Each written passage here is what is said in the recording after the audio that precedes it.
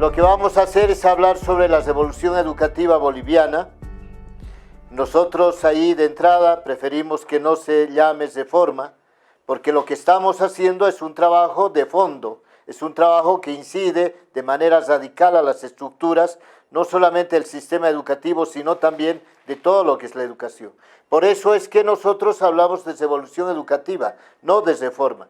Pero además, para nosotros la experiencia de la reforma educativa es una experiencia que viene del pasado de un periodo neoliberal, y entonces también ahí tenemos que marcar una diferencia.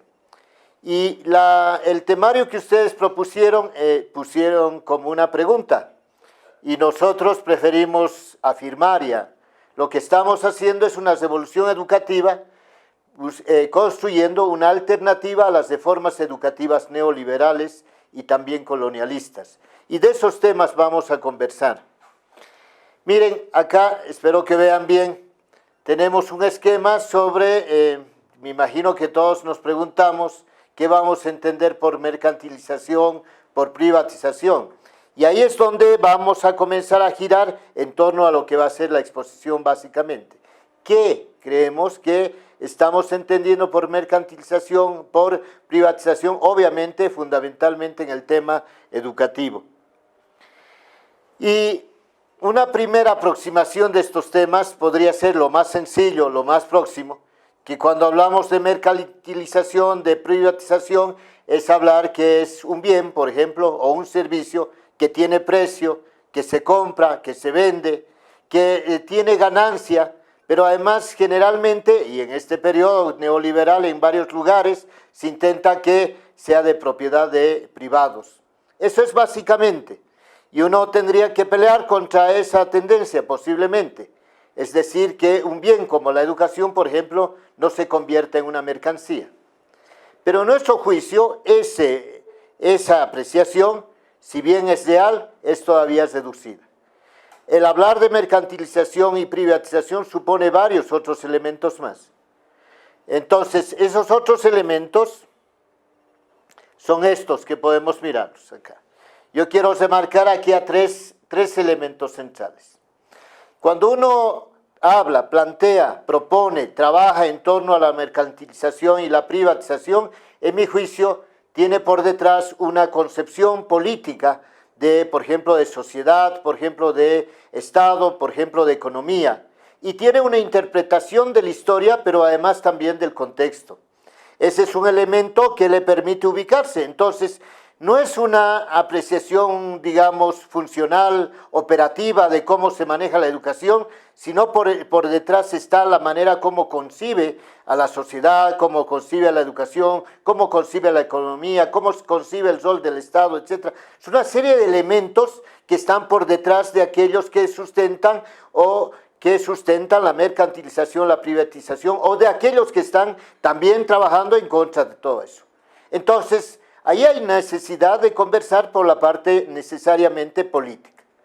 Un segundo elemento, en mi juicio, cuando uno habla de mercantilización, privatización, es el origen, es la propiedad, el uso de los recursos económicos, de los recursos financieros. ¿Cómo esto se genera? ¿Quién tiene propiedad de los recursos y cómo se distribuye? No a una escala pequeña, podríamos decir, por ejemplo, en una escuela, en un colegio, en una unidad educativa, el padre de familia aporta y entonces ahí podríamos analizar. Es cierto que hay eso y es cierto que tenemos que analizar ese tema, pero el otro tema es los recursos nacionales que tiene un país, un Estado, de dónde los obtiene, quién los maneja esos recursos y cómo los distribuye. Ese es un tema central en mi juicio, para temas de mercantilización y privatización. Y el tercer elemento que viene a ser, aquí hay un error, hay que hacer un cambio para que los que están viendo, debería ser la concepción de la educación. La concepción de la educación es el otro elemento. ¿Qué estamos comprendiendo por educación? ¿Qué estamos haciendo con la educación? ¿Cómo formulamos políticas educativas? ¿Cómo llevamos a las prácticas educativas estas políticas? Son elementos que nos pueden marcar lo que puede ser el tema también de la mercantilización y la privatización de la educación. Entonces, tres elementos. la concepción política, el origen, la propiedad y uso de los recursos económicos, la concepción de educación que uno tiene, son tres elementos que hay que trabajarlos y hay que analizarlos.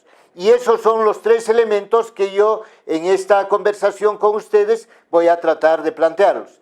Ahí viene lo que les decía hace un momento. Podríamos trabajar en tres partes.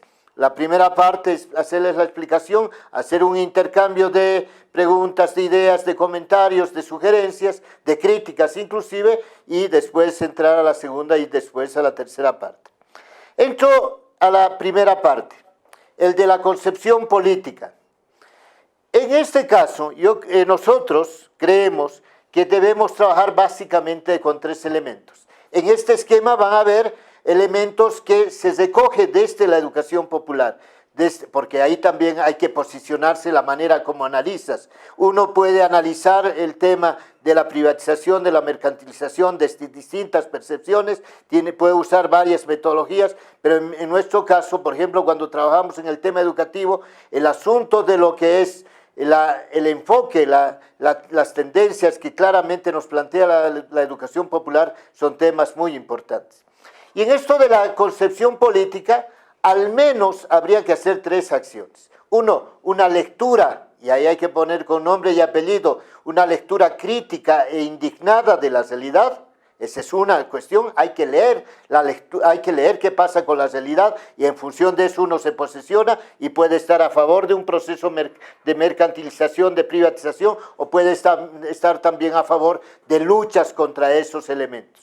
El otro es qué intencionalidad hay por detrás, cuál es la opción ética, cuál es la opción política, que ojalá pueda ser emancipadora, revolucionaria, de transformación, que toque las estructuras, porque de otro modo, el solamente luchar por elementos muy superficiales de lo que es mercantilización, privatización, es una cuestión reducida. Y el tercer elemento es que esto no puede modificarse si no hay militancia en movimientos, con movimientos sociales, con movimientos políticos, haciéndonos sujetos de la transformación. Entonces, la concepción política, en nuestro juicio, tiene que ver también con estos tres elementos. Veamos algunas cosas desde la realidad boliviana. En la realidad boliviana, en el último tiempo, desde el 2006 a la fecha, hemos intentado hacer una buena lectura de la realidad. ¿Qué supone para nosotros eso? Interpretar, posicionarnos, fijar una posición respecto a esa interpretación de esa realidad, actuar en consecuencia, porque no solamente basta leer, basta analizar, lo que hay que hacer es actuar sobre esto, otra vez viene ahí la educación popular, y trabajar en un proceso de transformación radical, etc. Y hay dos instrumentos en nuestro juicio, y eso es lo que voy a utilizar para explicarles de la realidad boliviana. Lo de la historia, la lectura de una historia y la lectura de un contexto. En últimas, como dice ahí un amigo, y ustedes ahí, Juan por lo menos lo citaba, Marcos Raúl Mejía, dice él, en últimas lo que hay que discutir, qué civilización, qué sociedad, qué Estado, qué economía, y esa concepción va a darnos si mercantilización o no mercantilización en la educación. Veamos ahora algunos hechos de Bolivia. Acá les planteo algunos elementos. Voy a fijar algunos hitos que van a explicar cómo estamos luchando contra la privatización, contra la mercantilización. Primera cosa, hay que leer la historia. En la lectura nuestra de la historia hay algunos hechos que son fundamentales, interpretarlos, analizarlos y posicionarlos. Una tiene fecha, 1492, algunos dicen descubrimiento de América, Día de la Raza, y por eso viene el dibujito que espero que estén viéndolo. Dice, miren, ahí hay unos españoles hablando con nuestros indígenas. Dice que se llama Colón y que viene a descubrirnos y andan matándose de risa. Ahí tal vez lo que hay que hacer es matarnos de risa pensando que no es un descubrimiento de América. ¿Quién nos vino a descubrir? No es el Día de la Raza. ¿Cuál raza? Eso es lo que habría que comenzar a interpretar. Para nosotros, desde la perspectiva boliviana, es un choque de dos o más culturas.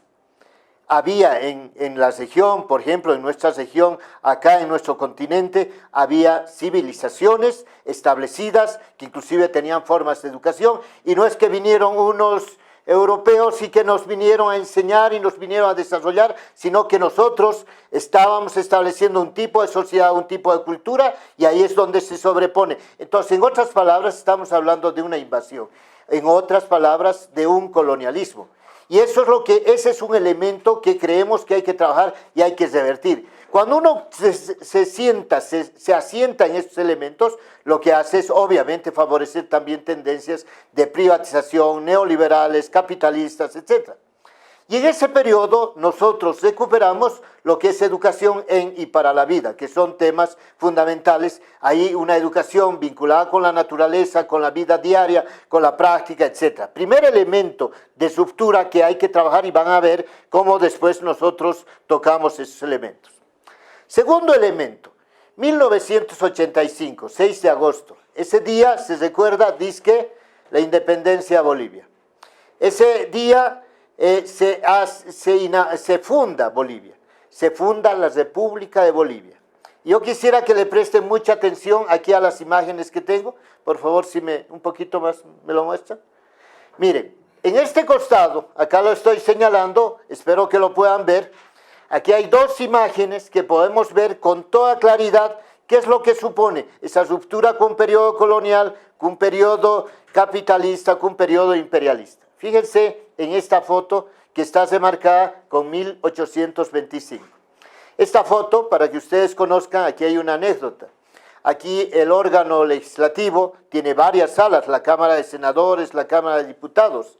En la Cámara de Senadores, en una sala, hay una sala de reuniones donde se hacen los actos más protocolares, etc. En el lugar central donde se sientan, en la parte de atrás, hay una pintura, que es esta, la foto es esta, la pintura, que muestra cómo fue la fundación de la República de Bolivia. Ahí hay una cantidad grande de personas que pasan, que ven eso y no le han prestado atención. Pero yo creo que ahora, para explicar, podríamos prestarle un poco de atención. Si ustedes cuentan con calma en esta foto que está a la izquierda de ustedes, ahí van a encontrar que hay unas 30 personas. Primera cosa, todos son hombres.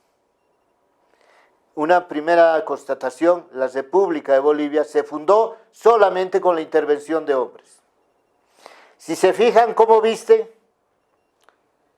ahí pueden ver que la mayoría o casi todos visten una levita, los sacos, que tiene una colita para atrás.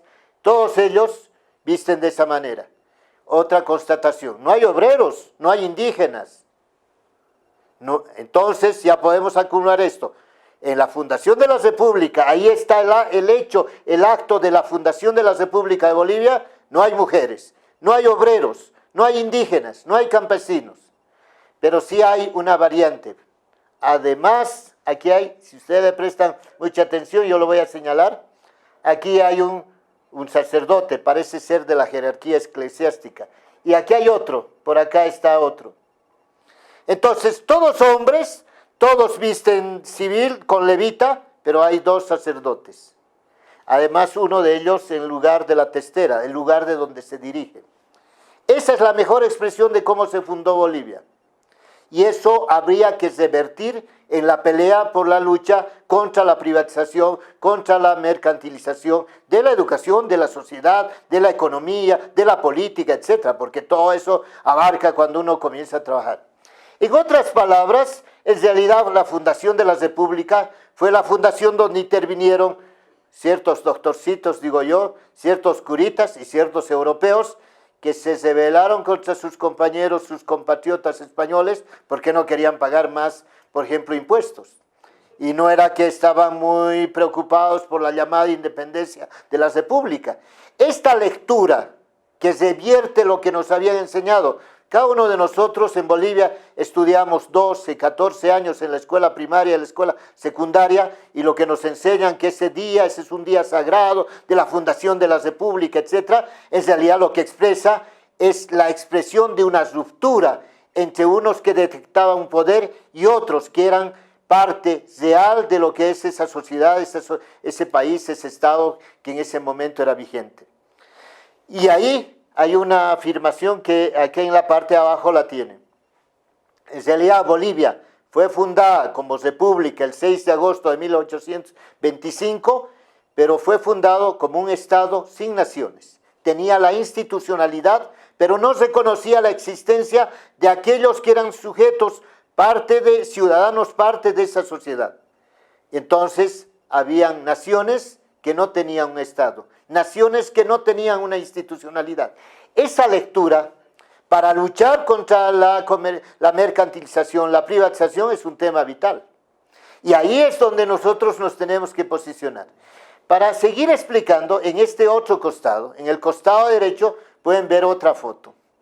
Esta foto, aquí está además para citar nuestro ministro de Educación, Roberto Aguilar. Él ha sido vicepresidente de la Asamblea Constituyente, pero aquí pueden ver que hay mujeres, que hay indígenas, aquí pueden ver indígenas, que hay personas que visten saco, otros visten chamarras, otros poncho, hay hombres, hay mujeres, hay de más edad, de menos edad, etc. Fíjense las dos imágenes.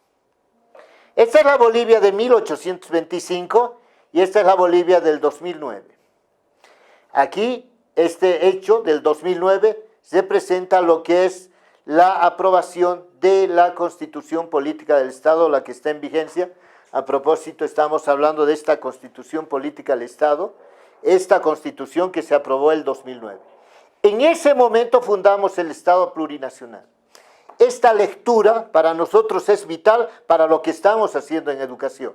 Una lectura, pasar de un país que era prácticamente monocultural, pasar a un país donde se conoce la diversidad cultural, la diversidad de las naciones, la complementariedad, la equidad, por lo tanto de un Estado plurinacional. Eso significa también parte de las luchas contra la privatización de la educación, de la sociedad, de la política, etc. Ese es un elemento central que en este momento está consumándose y se expresa también en el sector educativo, como también en la economía, en la política, etcétera, etcétera, en todos los ámbitos. En otras palabras, esto nos está mostrando, para trabajar en estos temas hay que mirar también elementos de nuestra propia historia. Un otro elemento que es también vital para el análisis. 1985. 1985 entra en vigencia en Bolivia un modelo que hace mucho daño en lo que es Bolivia, el modelo neoliberal, y que se extiende más o menos, aunque ya cada vez más con menos intensidad, hasta el 2005. Obviamente, ahí no tengo que explicar mucho, ahí lo que prevalece es el mercado sobre el Estado, el resultado es que los ricos se hacen más ricos, pero cada vez son menos, y los pobres son cada vez más pobres, y cada vez son más. Y hay dos rasgos en la realidad boliviana, que también hay que reconocerlos. Un primer rasgo es la pobreza y la desigualdad. Bolivia no solamente se caracterizaba en ese momento por tener, por ejemplo, el 60% de pobreza moderada y 40% de pobreza absoluta. Esa diferencia, eso se expresaba fundamentalmente en la desigualdad en términos de los ingresos. En ese año, cuando comenzó a imponerse esa política neoliberal, mientras los que tenían mayores ingresos recibían cerca de 200 bolivianos, los que tenían menos ingresos recibían 1 boliviano. La diferencia de 1 contra 200 también es la expresión de lo que es la mercantilización, la privatización de una sociedad que tiende a separar, a divorciar lo que son las clases sociales, inclusive por este rasgo. El otro elemento que nos dejó ese modelo neoliberal como acumulación desde lo que fue la fundación también de la República es que tenemos una economía primaria exportadora. Una economía donde básicamente no se generaban excedentes en ese año, pero además no había distribución. Y primaria exportador porque lo que se hacía era explotar materia prima y exportarlo para afuera, inclusive después comprarlo como materia procesada y para beneficios de pocos. Por lo tanto, no había condiciones de distribuir. Y había el argumento, el Estado no tiene recursos para poder sustentar la educación, por lo tanto, hay que privatizar la educación. Entonces, ahí viene una manera de percibir. Y ahí aparece un elemento educativo que es la consumación de este modelo neoliberal, que es la reforma educativa, que tiene un número de decreto que es la 1565, normalmente se la conoce. Esta ley de reforma educativa ha sido aprobado en julio del 94 y es la expresión de ese modelo neoliberal que ingresa en 1985. Obviamente, ahí hay otra constatación. En el contexto donde hay un modelo neoliberal, ¿uno qué puede esperar? Tiene que esperar una educación que intenta privatizar, que intenta mercantilizar, etc. Y eso es lo que trataron de hacer en ese periodo con la educación boliviana a título de reforma educativa. Vamos a ver posteriormente en el tercer capítulo cómo eso se va a expresar en uno y otro elemento, además coadyuvado, sustentado, dirigido por organismos internacionales. Y ese es un elemento que ocurre en nuestra realidad. Voy a pasarme una partecita. ¿Y qué pasó en toda esta historia? En esta historia lo que hay que señalar algunos elementos sobre el tema educativo.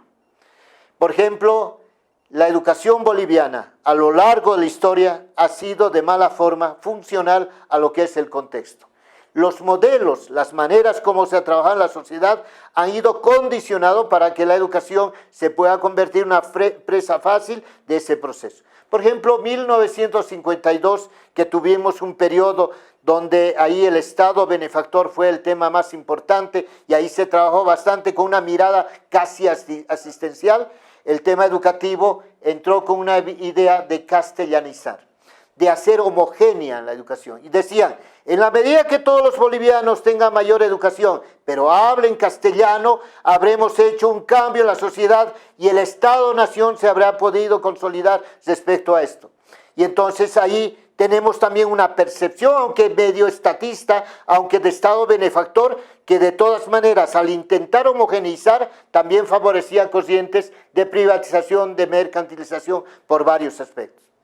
1985, ya les dije, neoliberalismo, reforma educativa, un modelo de sociedad, un modelo de política, un modelo de economía que también da origen a un modelo de educación que en ese momento se llama reforma educativa. En resumen, nosotros todavía hemos recibido el 2005 una educación que uno puede decir, le faltaban bancos, no se pagaba bien a los maestros, que los padres de familia aportaban, es cierto todo eso. Pero básicamente nosotros encontramos que habían tres factores que incidían de manera determinante en esa educación. Esa condición colonial, esa condición de colonialidad y esa condición de patriarcal. Esos tres elementos también se habían impregnado en el tema educativo. Pero además le habían hecho desigual, le habían hecho desvinculada de sectores, por ejemplo, del desarrollo, de la economía, etcétera, etcétera. Pero además era una educación homogénea.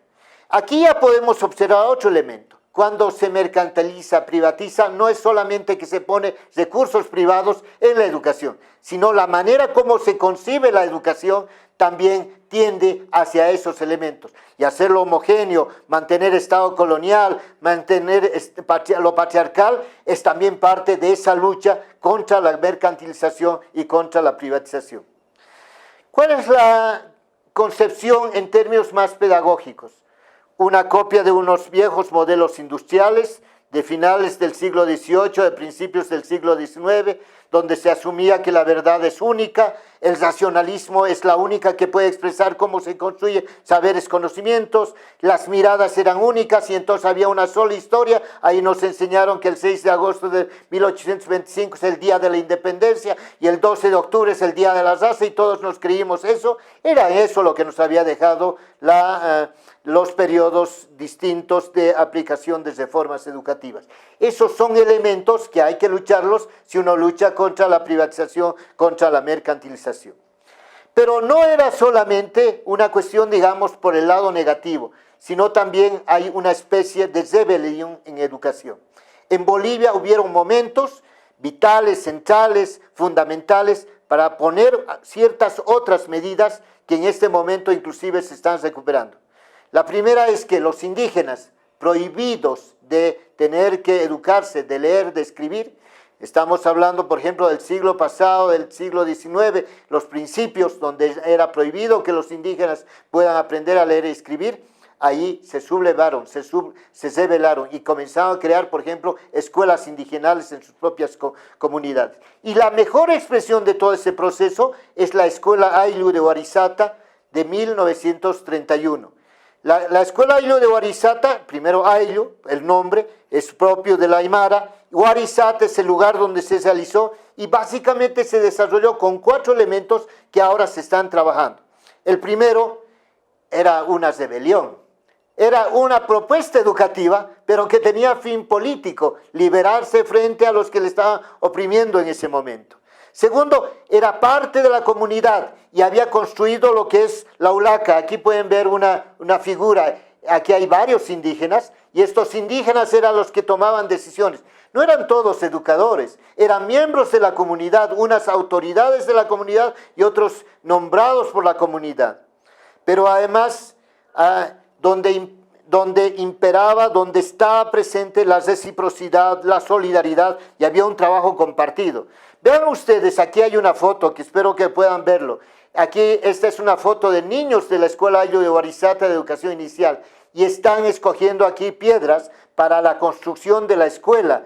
Y entonces ahí es un compartir sobre la necesidad de lo que es esa comunidad, esa escuela, etc.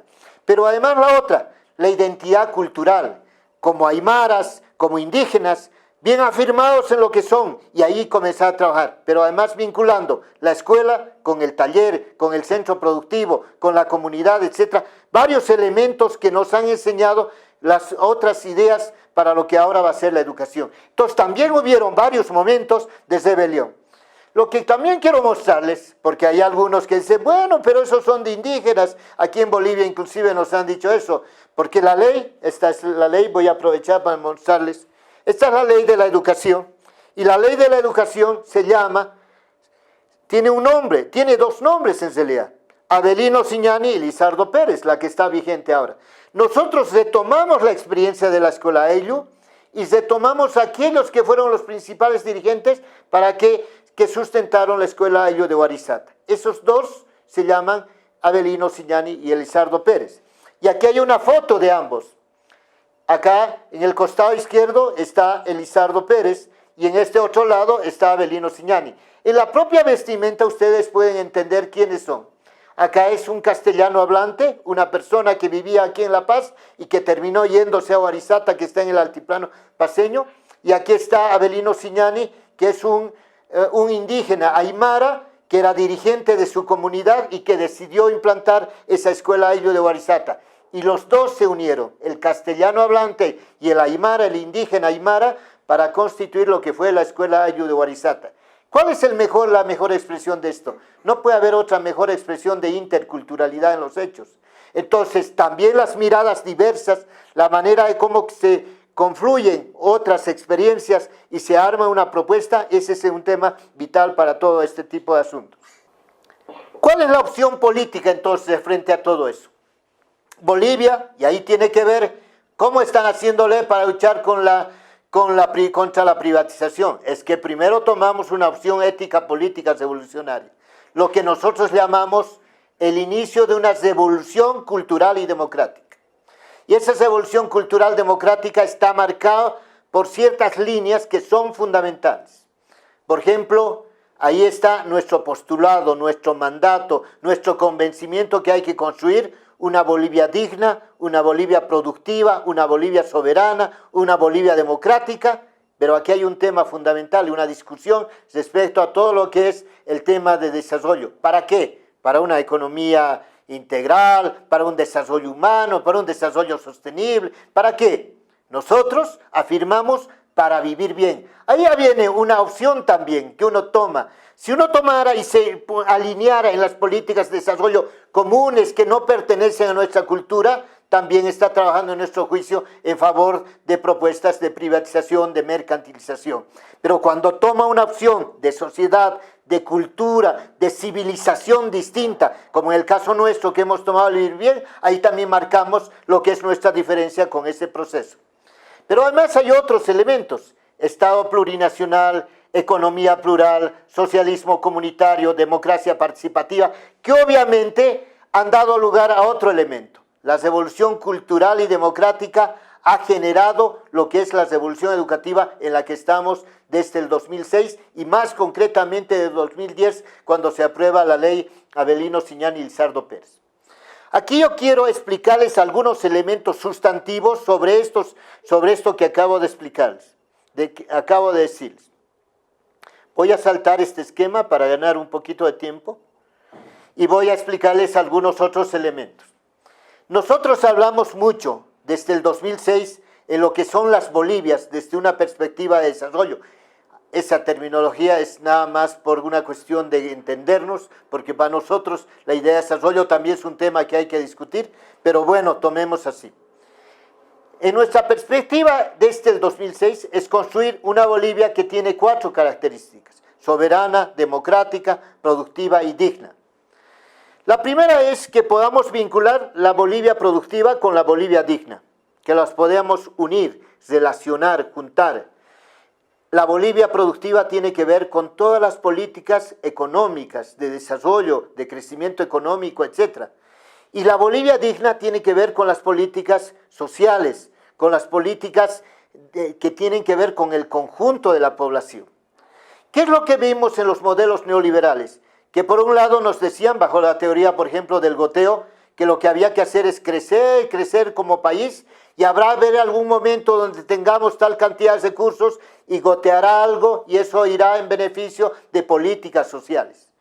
En el convencimiento nuestro es que la Bolivia productiva y la Bolivia digna, que representa uno a la economía y otro a las políticas sociales, deben ir de manera mancomunada y una con otra debe ser influyente. Así como hay que buscar que haya mayor producción, que haya mejor distribución de recursos, hay que buscar que la sociedad, que la población pueda disponer de esos recursos. Entonces el tema de la redistribución de recursos es un tema importante. Y obviamente eso puede explicar cómo también estamos peleando contra estos procesos de privatización, de mercantilización. Entonces es un manejo conjunto, mancomunado de la política social con la política económica. Pero además también con la construcción de una Bolivia democrática, que las decisiones del desarrollo, las decisiones de las políticas, se las trabaje con la sociedad. En un modelo privatizador, ¿cómo es? Un modelo privatizador es que define unos cuantos la política y eso se aplica tal cual. Y una Bolivia soberana, la capacidad de conversar, de trabajar con el resto del mundo desde nuestra identidad, desde nuestra soberanía, que son temas fundamentales. Si uno analiza con calma, en mi juicio aquí están también las bases de lo que puede ser la desmercantilización y desprivatización. Vivir bien, el otro elemento que se ha ido construyendo. Aquí yo quiero contarles algunas cosas porque la oportunidad que yo tuve de trabajar, de estar en el Ministerio de Planificación me permite recopilar un poco de esta historia. 2006, el presidente Evo nos dice, cuando se posesiona en enero del 2006, llama al ministro de Planificación, ese entonces Carlos Villegas, y le dice, tienes 2 meses para elaborar tu Plan Nacional de Desarrollo para Bolivia, y este Plan Nacional de Desarrollo lo que tiene que recoger es el programa de gobierno de la campaña electoral que presentamos en la campaña electoral, porque yo, dice Evo Morales, yo lo que prometo en una campaña electoral cumplo, y ahora ese programa de la campaña electoral se vuelve Plan Nacional de Desarrollo. Y ahí vino todo el debate que qué desarrollo, qué economía, qué Estado, qué sociedad, etc. Y en ese debate surgió cuál es la perspectiva, cuál es el horizonte, cuál es la concepción que teníamos por detrás. Y esa concepción, después de conversar con ciertas poblaciones, con ciertos pueblos, con ciertas naciones indígenas, llegó con 2 palabras: vivir bien. Y ahí dice el Plan Nacional de Desarrollo, les he copiado algunas cosas, que el vivir bien parte del diálogo con y desde nuestras culturas. En nuestras culturas es algo aproximado al significado de desarrollo, y que vivir bien no es un paradigma, no es un objetivo, no es un modelo de desarrollo, sino es una concepción de vida, es parte de la cultura de vida del conjunto de la población. Y eso después se incorpora en el artículo 8 de la Constitución Política del Estado, porque además el vivir bien no es homogéneo, sino tiene distintas concepciones, y dice concretamente en el artículo 8, parágrafo 1 de la Constitución Política del Estado Boliviana aprobada en el 2010, dice: el Estado asume y promueve como principios ético-morales de la sociedad plural, el amaqella, no seas flojo. El amayulla, no seas mentiroso. El amasúa, no robes. Y además adopta el suma jamaña, que es el vivir bien. El ñandereco, desde la mirada más de la región guaraní, la vida armoniosa. El tecocawi, la vida buena. El ibimaraeye, tierra sin mal. El capajñán, camino o vida noble. Todos estos elementos son la recopilación de las distintas concepciones de vida que tienen nuestras culturas. Y esas son las concepciones de vida que se incorporan para el Estado y son los que van desarrollando. Posicionarse frente a una sociedad que te está atendiendo a un crecimiento económico, a un modelo de desarrollo, etc., y comenzar a reconocer lo que es tu concepción de vida, también es una manera de pelear contra la privatización y la mercantilización de todo lo que es la educación y otros aspectos más de la sociedad. Pero me imagino que ahora me están diciendo que se debe entender por vivir bien. Aquí voy a hacerles una pequeña explicación. Todas las personas, desde la concepción del vivir bien, todas las personas necesitamos tener acceso y disfrute a los bienes materiales. Todos nosotros, por ejemplo, necesitamos tener un techo, necesitamos tener ciertos ingresos para poder estudiar, para poder comer, para poder ir, cuando tenemos problemas de salud, al médico, etc., tenemos necesidad de ciertos recursos. El vivir bien se conoce todo eso. Y entonces, eso es parte del vivir bien también. Pero aquí hay una diferencia. No es el acceder a los bienes materiales para la acumulación, es para disfrutar según las necesidades que uno tiene. Y las necesidades son más comunes, son más, entre comillas, normales, no tienen que ser un acúmulo. No es una cuestión de que tiene una casa y quiere tener 2 casas, quiere tener 3 casas, tiene un auto y quiere tener 2 autos, 3 autos. Sino, tiene un auto y ese es suficiente para poder movilizarse, para nosotros, ese es el vivir bien. Cuando es una acumulación, ya estamos entrando a un modelo capitalista y a una concepción ya no de vivir bien, sino de vivir mejor. Esa es una diferencia fundamental que hay que hacer. Y esta concepción es la que nosotros estamos trabajando también en todas nuestras políticas. Pero no puede ser, fíjense el efecto, yo intento mostrar que el acceso a los bienes materiales va junto con el otro elemento, con la realización afectiva, subjetiva, intelectual, espiritual, la identidad, la fiesta, el afecto, el ocio. Es decir, entre lo que es lo tangible, los bienes materiales, y lo intangible, lo propio de los seres humanos, la afectividad, la subjetividad, lo intelectual, lo espiritual, nuestra identidad, la capacidad de festejarse, del afecto, del ocio, ese es un tema importante. Ahora mismo, yo les estoy viendo desde acá, ustedes están sentados en unos sillones, posiblemente esos sillones son cómodos, y ustedes están disfrutando de un bien material. Pero posiblemente estén aburridos. Entonces el bien material con ese estado de ánimo del aburrimiento no coincide, ahí no hay vivir bien.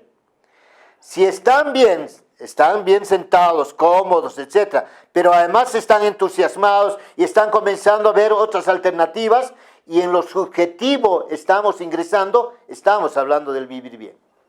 Entonces no basta que uno tenga bienes materiales. Lo que tiene necesidad es de ser conocido, de ser apreciado, de ser valorado, de tener la posibilidad del afecto, del ocio, de la afectividad, de la subjetividad, de desarrollarse intelectualmente, espiritualmente, etc. Ese es un elemento fundamental.